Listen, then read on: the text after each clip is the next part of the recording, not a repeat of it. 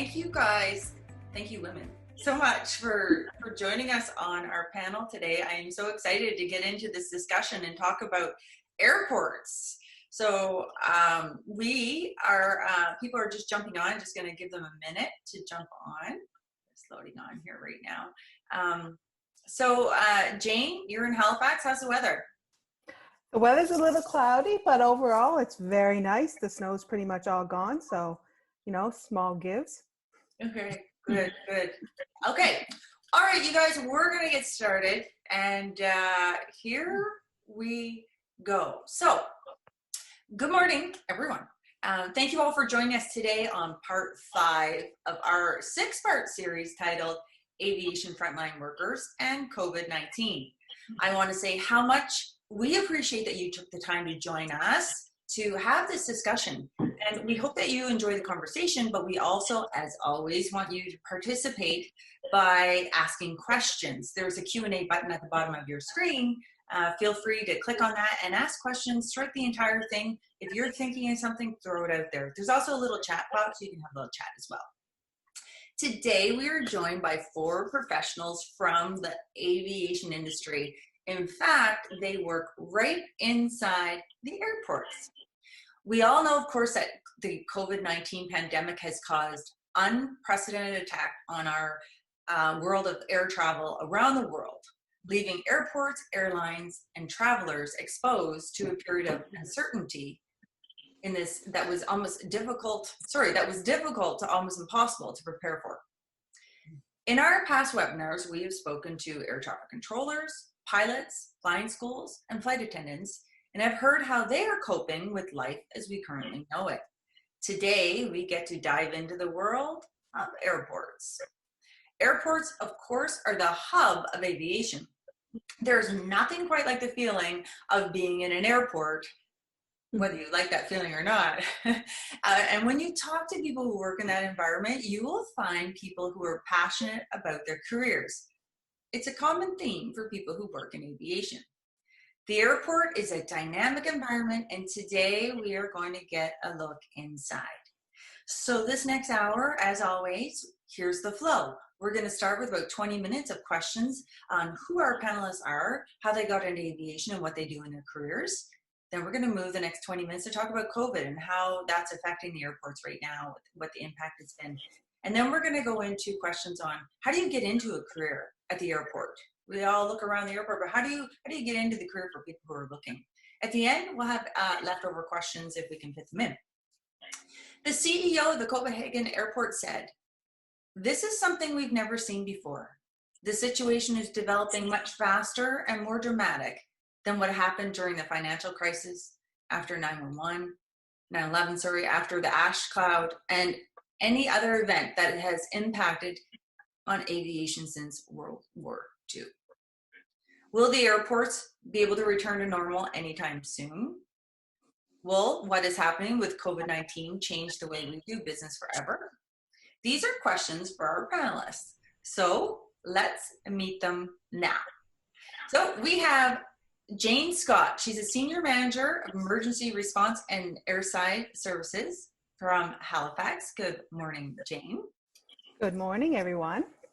We have Chelsea Wright, a Safety Specialist at the Edmonton International Airport. Good morning, Chelsea.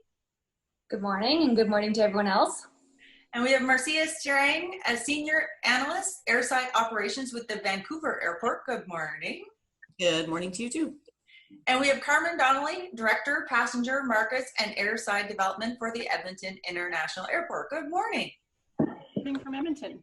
Okay, well, you know what? Carmen, why don't we start with you? The first question I have for you is, what got you into aviation? Why did you want to get into aviation?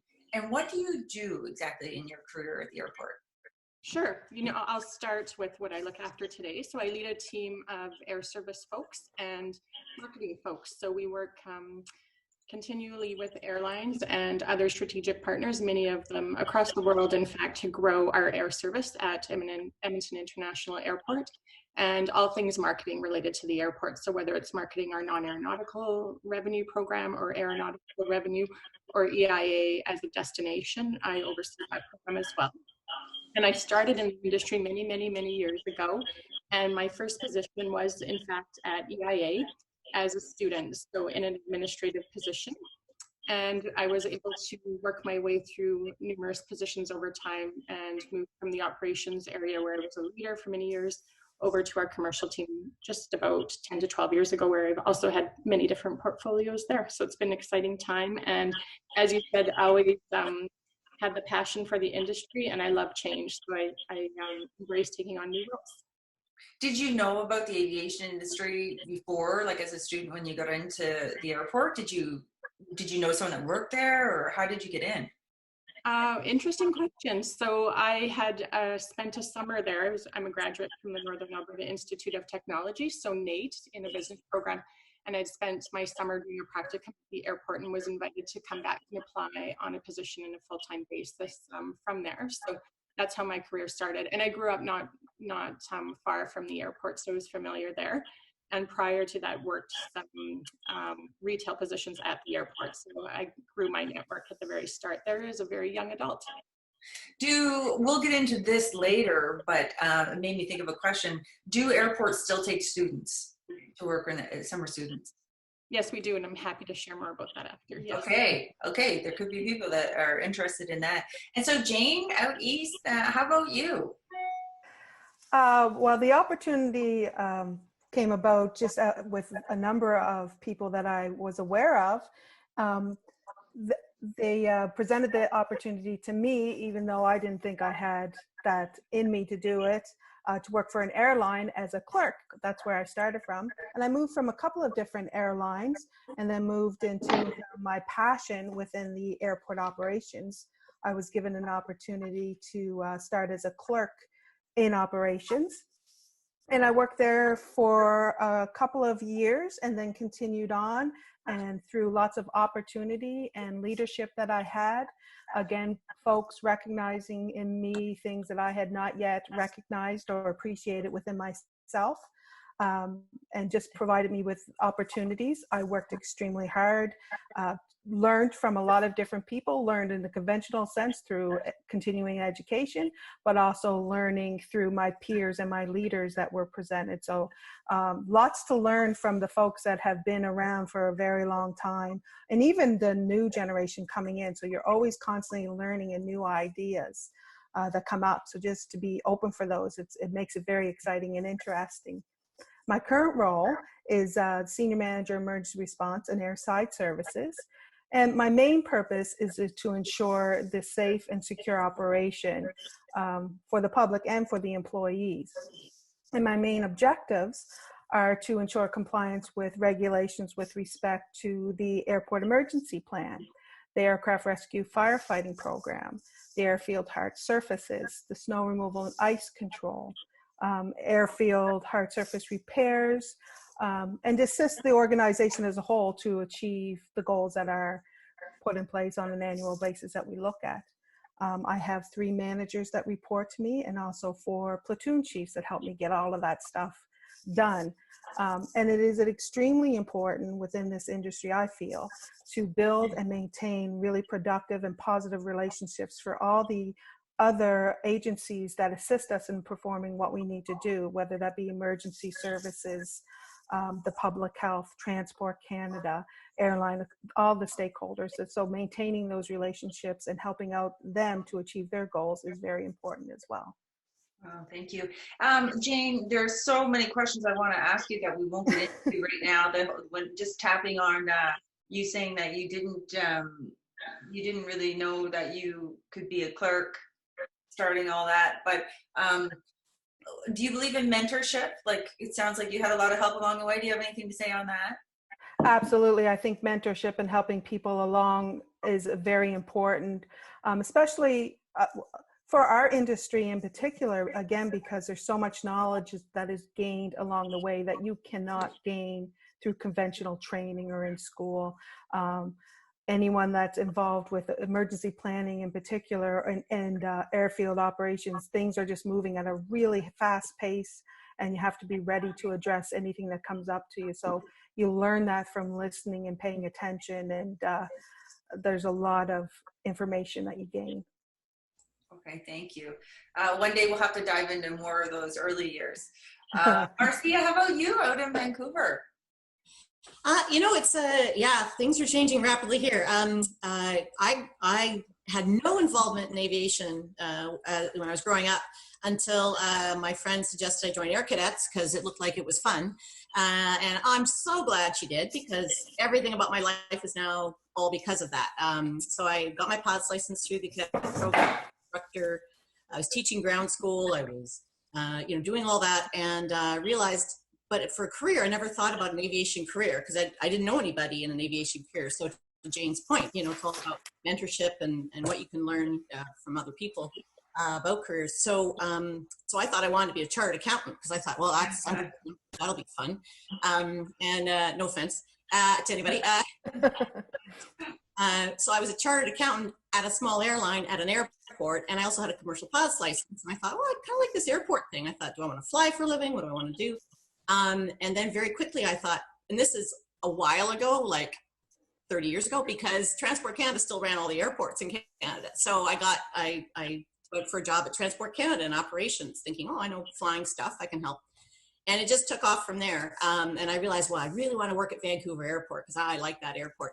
So I started working there. And then this airport authority thing took over. And I thought, what is that? That's not a government job anymore. What am I, I don't know, should I stay or not? Anyway, I'm so glad I stayed. So I was an airport duty manager for many years there. Then I got into the security side of things, and right around 9/11, so very fascinating, helping implement all the regulations and all the changes, and helping passenger flow still work through all that. And then fell into emergency planning, which, there's so many good programs now for emergency planning and for airport operations, which I highly recommend the students go and attend those. They learn so much more, things that took me years and years and years to learn, and some I don't even know, they learn so much. Now I'm back with airside operations, back where I started, and helping with compliance and other measures as well, and training with the staff who were doing the job I used to do a bunch of years ago. And it's every day is different, especially now, but every day is interesting. And I highly recommend careers at airports. It's very interesting. Wow, what a common theme of everyone having more than one job at the airport. As an air traffic controller, you go in as an air traffic controller, and unless you want to leave, that's your job. So this is definitely a new world for me. Chelsea, I want to thank you so much. I know I make you do a lot of things. No, I know you volunteer to do a lot of things. So thank you so much for being here today. Go ahead, Chelsea. Thanks. So right now what I'm doing is a safety specialist at Edmonton International Airport. So I work alongside Carmen, which is awesome. I've been here for actually 3 years today. It'll be my 3-year anniversary at EIA. So that's pretty exciting. Congratulations. Congratulations. Thanks. Yeah. It flew by like super fast.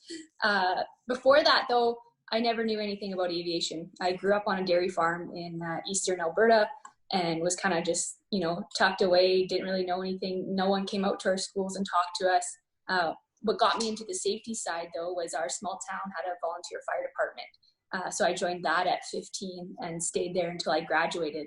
So I learned a lot about emergency response, workplace safety, and I really enjoyed that. But I had to make the career decision. Did I want to be a firefighter full time, or did I want to advance into more of the safety side? So I decided to advance more into the safety side, and that took me into the oil and gas industry. So kind of living the Alberta dream. You're 18 years old, you're working up in camp, making good money. But that wasn't really the lifestyle that I wanted, that I was searching for. So one day I seen a posting on Indeed actually for a safety coordinator with EIA, and I was like, oh, that'd be awesome. At this time I was living in Devon, so 15 minutes away. I applied, and then 4 months later I got the position and started. I knew absolutely nothing about aviation. I was kind of thrown into it. I remember my first week I was sitting in the TP 312 course, and they're talking about all these Transport Canada regulations and everything that's going on airside, and I'm pretending to know what I'm talking about, but I actually have no idea. And I think that was a big eye-opener, like how much I had to learn. And then since then, I've just been learning as much as I can, growing. Promoted into safety specialist position last year. So now we get to cover all 4 pillars. So looking after aviation, SMS, public safety, OH&S, and emergency planning.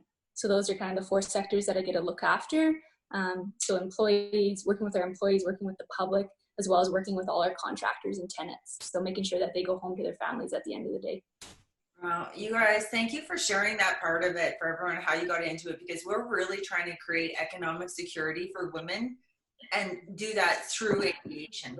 And I know where we are today with COVID, it might sound weird that we're talking about that, but you know, we're looking at the future too. There will be a future for aviation. It is strong, and we want women to find economic security, and we want to offer aviation as a way to do that. And it's not something that women normally think about. So, and your 4 examples right now about maybe not knowing that it was out there.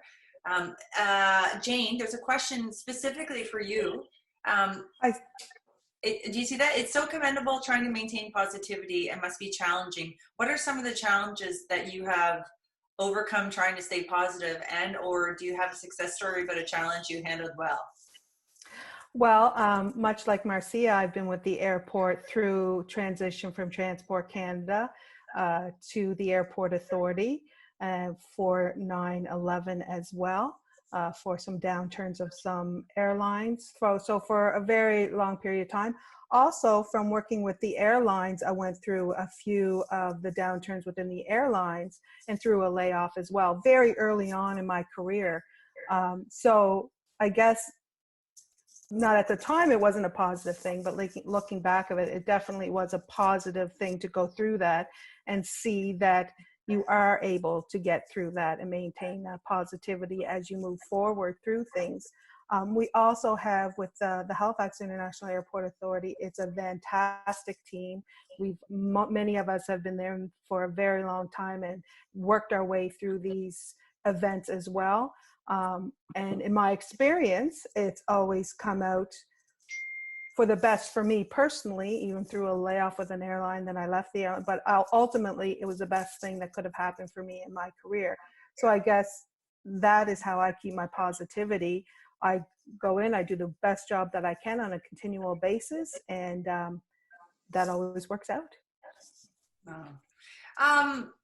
Marcia or Carmen, can one of you talk about, or maybe both, just the fact that you can move around between careers inside the airport itself is so incredible. Like, Carmen, maybe start, like, how many jobs are there at the airport? If someone's looking at it and going, hey, the airport sounds good, like, are there 3 different avenues you can go? Like, can you touch on that? Sure, I'll jump in, no problem. Thank you for that. I think, you know, it's limitless as far as your attitude and wanting to advance. So I always took positions as an opportunity and tried my best to master them, and never really approached my career with a lot of different ideas of exactly where I would go, just wanting to work really hard. And so I often share with ladies, it's great to have a career path, but it's also okay to work really hard where you're at and see what doors open and make decisions what work for you on where you want to go. So as far as the number of positions, I've had several in my 25 years at EIA. So from clerk positions to overseeing customer service and our contracted services, to doing gate planning. So that was a very fun position where I worked alongside our airport duty manager, and I was responsible for where the aircraft were parking daily, as far as the gates and the operational requirements, and then of course their overnight parking. So that was a position that was a lot of fun. And then moving over to the commercial side was a fairly large decision for me. I chose to do that when we were planning our expansion project at EIA. So I think that was a great opportunity to, learn more things and learn how airports generate non-aeronautical revenue. So, and then from there, I also led our parking group, which was also another opportunity to learn more about how airports make money. And then the last couple of years, marketing and air service. So, I mean, really, I think it's attitude and having a positive attitude and not being shy to work hard, and doors will open for you. So that's what I believe. Wow. I'd love to add to that.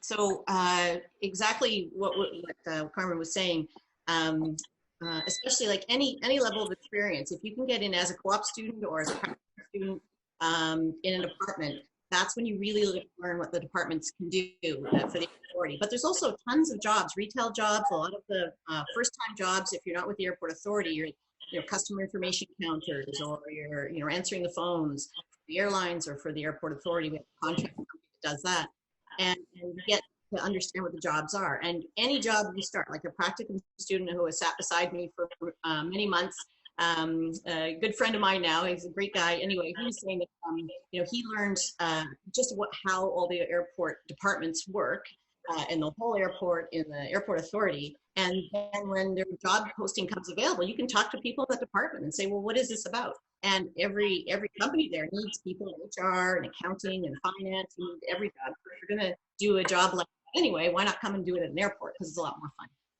Yeah, I agree. Thanks. Okay, we're going to shift gears a little bit and we're going to move into the COVID part of our session. And there's one question that relates to that. So here's the question. You can think about it and see who wants to take a stab at it. It is, again, awesome to see an all-female panel. Thanks, Perry. We won't always, I always say that, we're not always going to have all-female panels, but it just ends up that way. Since 2000, the world has survived Y2K, 9/11, H1N1, the financial crisis of 2008, 2009, etc. In each scenario, there was much talk of how aviation would be negatively impacted. But since then, air travel has steadily increased with blips here and there. Will COVID finally change aviation, or do we go back to normal in 12 to 18 months? Who has their magic ball? What do you think, Jane? Do you want to try to your hand at that one? Well, I don't believe any industry is going to go back to the status quo as it was before COVID-19. I think the world in general is going to do things differently. And we're going to look at this as a great learning opportunity on ways we can do things a little differently and a little more outside of the box. So in a way, it's forced us to really jump into that head first. Usually you kind of look at things, think of an idea and, hey, maybe we'll do this.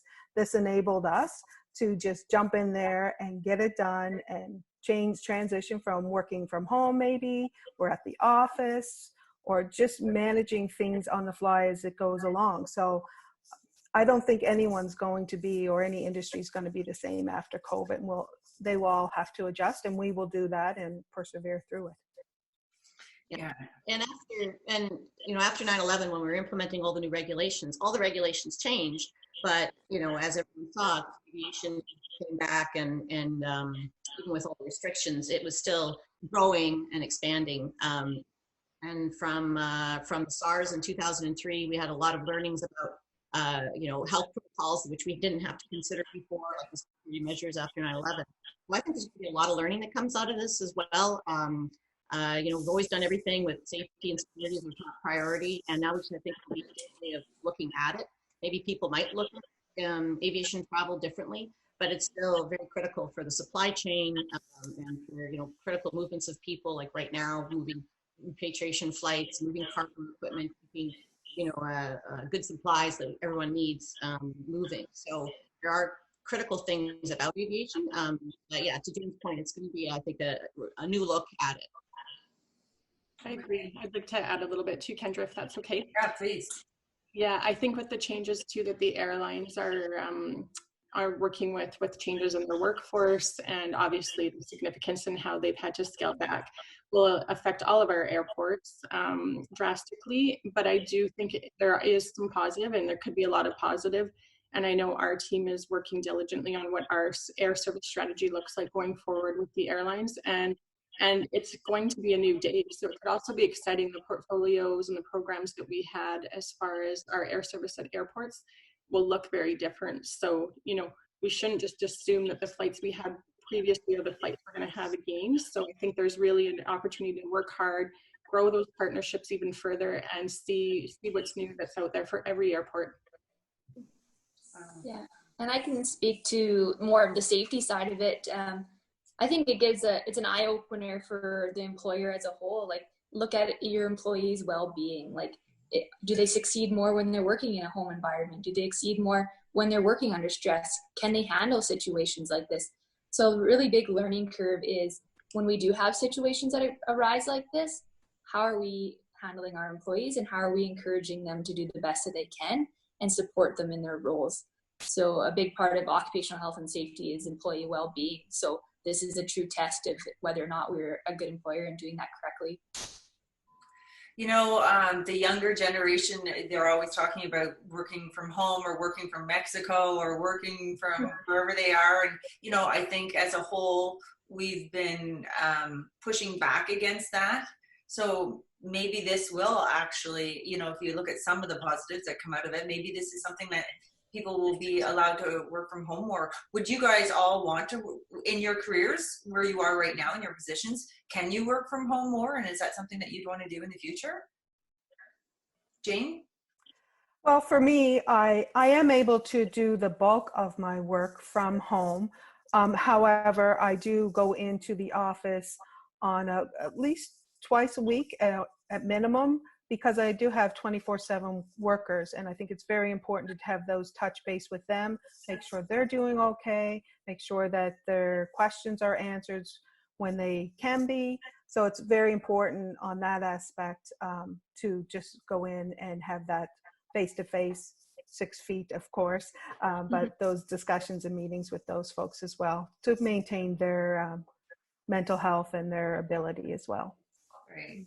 Yeah, it probably definitely depends on the position that you're in, whether you can do that or not. I'm going to move on to another question. Marcia, how has COVID-19 affected the passenger numbers, both internationally and domestically? Can you speak on that at all? I know some of these things we can't really talk about, but. Yeah, it's quite dramatically, as everyone expects. You know, we're expecting overall for the year, and again, these are, any numbers or information that I share is based on continual ongoing analysis by our staff, and we're working with our business partners of the airlines and government agencies and health agencies to, you know, to estimate how we can best support the process now and going forward. Easily half of the traffic overall for the whole year is estimated to, we're down to 40 or 50%. Right now, it's reduced dramatically, as it should be. People should be staying home, but there's still repatriation flights and cargo operations, as I mentioned before. One thing I've found, our company is very adaptive and nimble, and because we've split into different teams, there's a business continuity team, pandemic task force team, operational delivery team.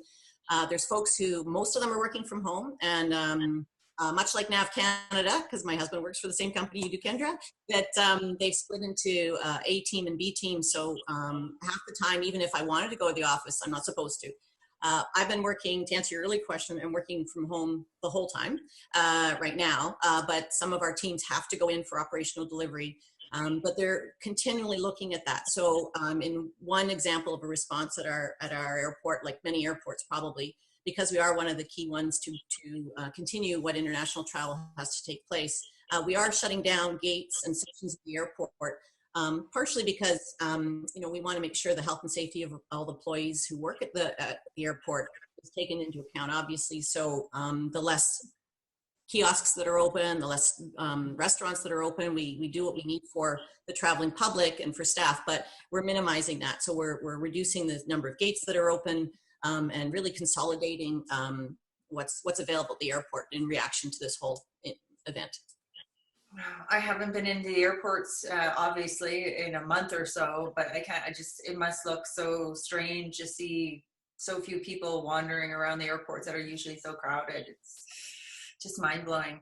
Here's a question. I think there are changes coming as to how we move through the airport, like lanes for pedestrians, ways to move, avoiding close contact, temperature gauging stations. In Japan, there were temperature gauges that were, and that was before COVID, sorry.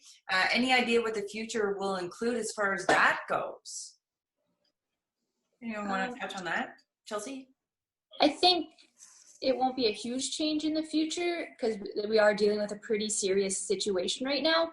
The airports are all around Canada are following the health regulations for sure. That's our #1 priority. So we're following all their regulations, and then if we choose to, we go above and beyond that. So we have put up signage, for example, on social distancing. We have voiceovers going over the intercom on social distancing. I think if it does go back to 100% normal, I guess you could say normal, that people will just be more cautious. I don't think the airport itself will have to do a lot of work. It'll be the people themselves, being more cautious and cleanliness going forward when they're traveling. It's going to be interesting. Okay, there was talk of a second wave of COVID-19. Are you guys preparing for that now at the airports? Carmen? I can speak to that. I mean, like many of the other airports indicated, we too have our staff activated, and at EIA we have an emergency operations center. I know Chelsea's very involved in that as well. So we take our direction in how we operate the airport from that group, who follows, of course, all the federal and provincial regulations. So I think in the event that a round 2 of COVID unfortunately hits, we are prepared, and we will put in practice the plan that we currently are executing. So along with any other measures that we need to comply with. Okay.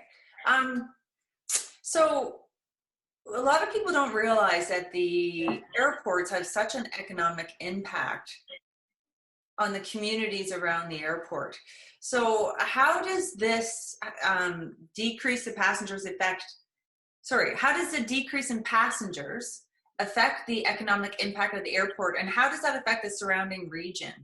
Chelsea, do you want to touch on that one? Yeah, I can touch on it briefly and then hand it over to Carmen because she'll know more than I do. Okay.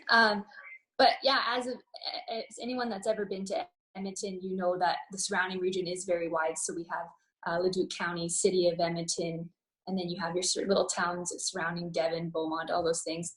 So Edmonton Airport definitely plays a big role in that, just like any big employer would in coming into a small space. So I think definitely if you have a decrease in passenger numbers, that's going to lead to a decrease in financial situation, and then a decrease in jobs for that region. So Leduc County especially is focused around a lot of oil and gas and construction. So they've already seen a downturn in the last 4 years. And I think now that we have this, all of the other companies that aren't really related to Alberta Energy are definitely going to take that downturn as well. And then it's going to affect our region immensely. And just to add to that, and good job, Chelsea, for visitor numbers, I mean, we'll see the sectors in our region and the Edmonton area and the province affected as it comes to leisure, education. I mean, Edmonton's got like 5 major post-secondary institutions, so we know that they'll be affected. Everyone's affected, no doubt about it, but these are the areas where airport directly relates to them, as well as business and people that are traveling for leisure. Our tourism and our friends in Jasper, we really feel for, because we know that is flat right now. The only thing I'll add to that one is YVR, we normally employ 26,000 people at the whole of Sea Island, and another 100,000 jobs are directly related in the community. And, easily half those jobs are currently gone, are not available right now. And so it's a huge impact. We just really feel for everybody who's going through this right now. And all our staff are being asked, how can you maybe redeploy, or how can you use your expertise differently? So they've actually asked, hey, did you want to go back to being a duty manager? Do you want to try this or that? So in addition to my regular job. So we're trying to be as nimble as possible and keep people gainfully employed wherever possible. Jane, do you want to add anything to that one? No, I echo the same. The airport is a huge economic driver within the province. We're the largest airport in the Atlantic region here. Huge impact. We are seeing a lot of the cargo operations sort of slow down a bit, but they're starting to pick up again. As Marcia had indicated, we're a main transportation agency in the location. So a lot of job loss, but staying the course. As COVID-19 starts to lessen and we start looking at wanting to travel again, and is it the airport's job, who and how are we going to convince the public to travel again? Well, I mean, as if people don't know, safety and security is the top priority, and we're going to continue to take the advice of the medical health professionals on what exactly is the appropriate thing to do at all stages. Everybody in the company, all our business partners, or sorry, everybody in the airport, all our business partners and the airlines, want to see that be successful as well. So, whenever that time for recovery starts, we're going to be putting as much effort into that as we are right now into handling this situation. And we're just going to do our best because, as you know, aviation is a great industry and it's a great thing to have. We want to see it successful, but we want to make sure everybody's safe. So I think as long as we, as Jane said, stay the course and focus in that regard, and the travelers will come back when they feel they're safe to do so. Yeah, I'm ready now. Not right now, but at least the nicer weather is coming now. Carmen, were you going to add to that? Yeah, sure. Thanks, Kendra. I was just going to say, our team is working hard on our marketing program and how we're going to speak to customers in the language that we use to instill confidence. And we know we can rely on our government to do the same, and working very closely with our airline partners, mirror and echo their strategies to get people back, bums in seats, as we like to call it. So we've already started a lot of our business resumption planning when it comes to air service development and marketing for our region and our passengers. So we're excited to get there. I don't think it's going to be in the next week or so, but we're working hard to be ready.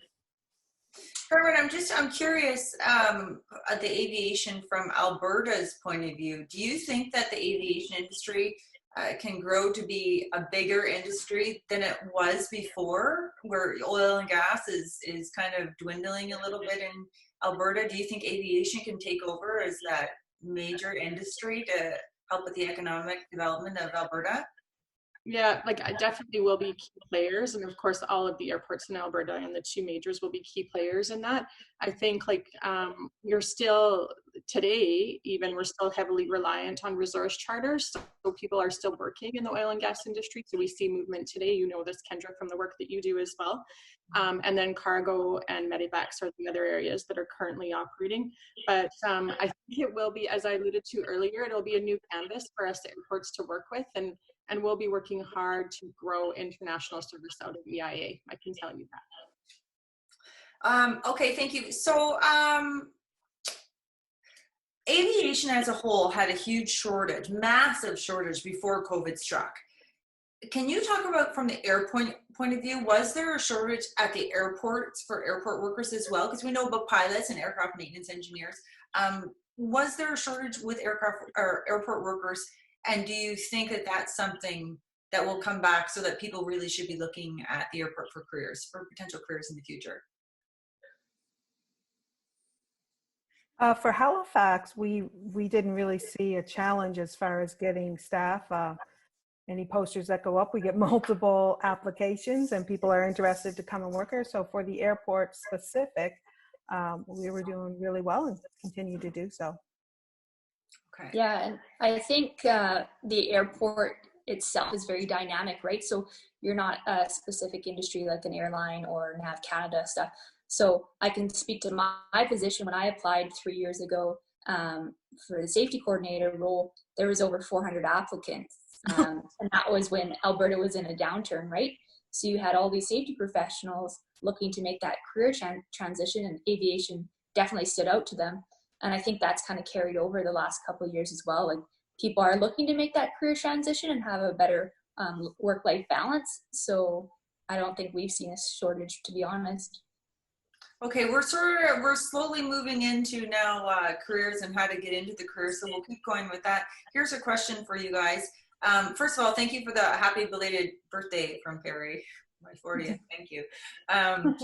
Okay, it is my understanding that there was recently, and we were just talking about this, a huge push to hire pilots and other flight crew. What do you think, how do you think that will change with regards to the COVID situation? So just from your point of view at the airports, do you think that the pilots shortage is going to change, or do you think that it's going to come back in full force and we'll be short again? It's hard to speculate. As you can imagine, I know the airlines are going to be as nimble as possible to meet the demand and the need for travel, business or leisure or cargo or whatever other reasons. So we were so drastically short of pilots and air traffic controllers. So now's honestly a chance to catch up a little bit to that. But I couldn't speculate on what's going to happen in a few months' time. It's nice not to be so critically short that people are working so many overtime hours that they're tired. So it's a bit of a rest. Yeah. It's actually another COVID question, just going back to that for a minute from Milen. Hello, Milen. Are there best practices on COVID-19's new processes that are shared by airports throughout the country? So are you guys sharing best practices with each other, or is it still siloed? Yeah, I know I'm a part of a airport safety roundtable group. So all the safety professionals working at large Canadian airports, I think there's 12 different airports. Every couple days we're emailing each other with what's new, what's exciting, what are we doing, what have we learned in the last week, and that information sharing has been really great, and we've appreciated it a lot. Oh, okay. Yeah, for Halifax, we have an emergency planners roundtable and a group across the nation, and we're continually in contact. What's your practice? Have you done this? Have you done that? So really, I don't think you can find another industry that is so collaborative and shares their efforts with one another than an airport industry. Just another reason to add on the big long list of why you should work in aviation, right? So now I'm moving on to the educational again. Here's a question for you guys. What educational background is best to have in order to have great possibilities for an aviation career or to start a career at the airport? So if someone's in school right now and they're like, this sounds really good, I want to do what these women are doing, what do you recommend for them? Well, I'm gonna throw out there for anyone around 13, 14, 15, join Air Cadets, because it's a great eye opener for that program. But as mentioned before, we've hired so many people from our BC Institute of Technology Aviation program. There's an airport operations program at that college, as there is in many colleges and universities across Canada. So if they're interested at all, even taking a few courses, or joining a club to learn more about it. There's Women in Aviation, there's the 99s if you're a pilot, just to learn more about that as you're progressing through your career. And like we said, you can get any career at an airport. But just plan to, I'm going to misquote Chris Hadfield here, big fan, as many of us are, but he did basically say, pick whatever your dream job is and just do all the steps towards it. And even if you don't become an astronaut, maybe you'll become some other great career on your way of what you learned in the process. Well, that's why I always suggest just taking any program or joining any group to learn more about it. Yeah, that's really good advice. Chelsea, do you want to talk a little bit about your role with the Learning Center at the airport on our trying to get more people exposed to careers at the airport? Yeah, definitely. I think that if you're in a larger city or in a larger capacity, aviation does come up briefly, but nothing crazy. But all the surrounding communities, the towns that are 10,000 or less, aviation has never even occurred to them as a career choice. They've never even talked about it. They know planes fly in the air. They've been on a plane. They've seen pilots, whatever, but they've never actually learned about aviation. So what we're doing with the Learning Center with Elevate is bringing all these small communities and all these schools in and making them aware of every single career that is possible. So they get 5 different days with 5 different careers or 5 different companies. So we represent NAV Canada, the military, Edmonton International Airport, Canadian North, Edmonton Flying Club. Every day there's something different, and every student gets to see a little bit of what goes on daily at an airport or at a flying club or in the military, and then they can make those decisions for themselves. I couldn't imagine being back in grade 11 again and having that opportunity, because I think half of my class would have went into aviation just because it's so exciting and there's so much opportunity. So I'm really impressed that we're giving these small communities that opportunity. Yeah, me too. How important do you guys, just to talk about women in aviation just for a moment, how important do you guys think that it is for women to come into aviation? Just throwing that one out there. That wasn't on the list. I think it's critical for the perspective, for the balance. It's like any diversity. You always gain so much more from diversity, and having women in aviation roles is still a diversity issue. There's still not as many as should be. Although, you know, our company, we've got a much better balance now. A lot of women in our executive team. But yeah, I think it's critical. Mm-hmm. I think, well, is it EIA who's leading the executive women on the board at the airports? Do we know? I can't remember, but it's changing though. Like, I think women are getting into those higher level positions because that was something, of course, that was lacking in our industry. But I believe it's changing. Do you guys believe it's changing? Mm-hmm. Like in Edmonton, as you say, Kendra, our executive team is more ladies than men currently. So that is a change that we're seeing, and a positive trend as well when it comes to women in the workforce. Yeah. And here in Halifax, we have the great benefit of having a female.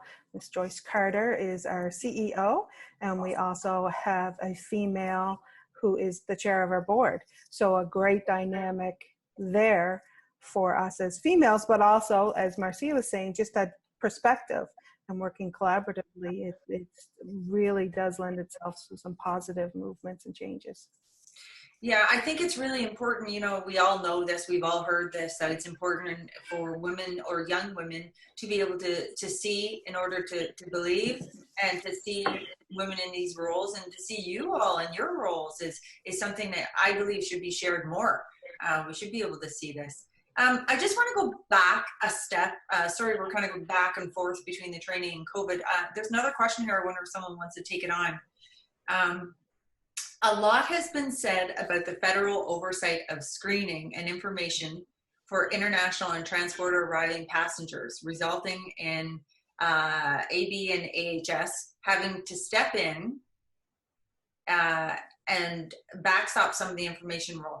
Do these panel groups believe in screening is now where that the screening is now where it needs to be, even within Canada, as an arising issue? I guess I can speak to that as much as I can, but like we said before, the airports are following the health regulations to a T, and for us to have a specific opinion on what we believe or not, I don't think that would be right to speak to, because we're doing the best we can. Everyone's putting in an honest effort, and all the regulations are being followed. So if the regulations is the highest standard, well, we're following the highest standard for sure. Okay, good answer. Back to the students, does being an air cadets increase your chance for airport jobs? I'd like to say yes, but yeah. Do you think if someone comes with a resume of having air cadets, that's going to increase their chances? And then where do they go to apply? Well, I think the fact that you would be in Air Cadets, you would have a multitude of experiences, and your resume would read so diversity because of what you can experience in Air Cadets. And as for applying, you look at, for us anyways, I'm sure everyone's the same, is you continually looking at the airport websites. They have their available jobs up on there. That's the best place to look. Yeah, so I think the cadets would be definite positive for sure as far as an application. Okay. I would focus on it for someone who was in the cadet program or any of the cadet programs, is translate that information on their resume so that those hiring who don't know about the programs will see their what it brings them. You know, the teamwork and discipline and you know, learning to work hard and achieve results, and they could talk about the things they achieved in that, which, you know, I'm sure there's people out there who don't know all the accomplishments and how you can become a pilot, or you can be teaching classes of your peers, and you know, all the life skills you can get out of the cadet program. But if they put that in the resume, I would gravitate towards hiring someone with that advantage. But I'm pretty biased. Okay, we know what to do if we're going out to Vancouver Airport. No, that's great advice. Okay, here's another one. What kinds of internships are available, as well as volunteer opportunities for high school students? How can I get involved after the pandemic is over? And the next question is basically, it's sort of the same thing. specifically to EIA. Can we learn more about student employment opportunities at EIA? Sure. I'll jump in, Kendra, and happy to chat about that. So from a high school perspective, there are a few positions that we hire working for the airport that are summer positions. So my son is a high school student and actually worked in our field maintenance group for the last 2 summers. So there have also been some young ladies that have worked in that same group. So these are the folks that are cutting grass and looking after our landscaped areas and our airfield for summer positions. And then in addition to that, for folks that are post-secondary, there are positions related either to communications or project management. I know the other airport colleagues can jump in there as well, that there's just a myriad of student positions available. I had 2 last year on my team, and they were our we called them our street teams. So they were both third-year students at the U of A, and their job was to go out to events in the Edmonton community and promote our air service and the amenities that EIA has to offer. So, and the best place to look for that information, as alluded to, is our airport website, of course. So I think I might have answered most of that, but the others want to jump in with the type of student positions you have? Sure. For Halifax, we also, in addition to what you just spoke to, Carmen, and we also have a financial co-op student that we usually onboard on an annual basis. Right now, I have a co-op student. Well, he's not a co-op student. He's in the community college realm, requiring 175 hours. He's in an emergency planners program, so we host him as well. We also have the summer students. And also in our high school programs, our grade 12s are able to go through a co-op program, and they choose where they may want to get that hours that they have to put in. And we've had 2 in our fire department in this previous year. So that's a great opportunity at a very young age to get your feet wet in the area to determine, where I might want to go. So lots of opportunities. In addition to that, at Vancouver Airport, we've had like high school age students being able to help with parking and wayfinding and things out in the terminal for passengers. And in the other departments, engineering and a lot of our co-op students, we also have a robust number of students in the summer program for the communications department. A lot of folks in University for Communications, and they're doing outreach program to our community, doing summer events. So these are all things we did in the past. We certainly hope to this summer, but we don't know where that stands just yet. Right. And from a volunteer perspective, we should cover that, I guess, to answer the remainder of the question. So all of the airports have volunteer programs. So there's information on our website on how you can become a volunteer at the airport. And they typically are working shifts that are a couple hours in length, maybe sometimes, a few times a week, some only once a week, depending on their availability. And we have a large age range of folks from young to the elderly that take those positions, and primarily they're an extension of our customer service, helping passengers find their way through the terminal and any other questions and information that they might provide. I would like to see more volunteers with the dogs. I'm slipping. What is that? What are they called? Therapy. Pet therapy. I would like to see more dogs out at the airport. They're so cute. I've only seen them a couple of times, but they sure put a smile on people's faces when you see those dogs going through the airport. Yeah. So I have a question. I have my own personal question here. This is for Marcia and Jane. I'm curious, the birds out at the airport.